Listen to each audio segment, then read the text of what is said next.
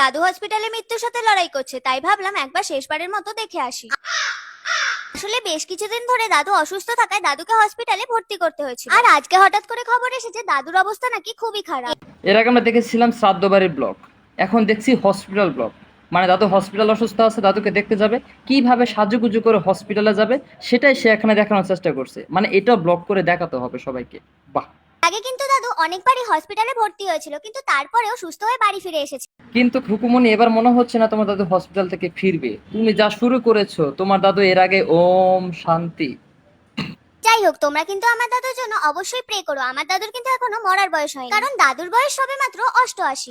ও, তোমার দাদুর বয়স মাত্র 88? তাহলে তো এবার শ্রাদ্ধ বাড়িতে সুন্নতের একটা ব্লগ দেখতে পাবো। ও, বয়স 88? তো যাই হোক, শ্রাদ্ধ বাড়ির ব্লগ দেখতে পাবো। হ্যাঁ, এবার একটা কথা বলি, উনি কিন্তু আমার নিজের দাদু নয়। আসলে এই দাদু আমাদের পুরনো বাড়িতে ভাড়া থাকতেন।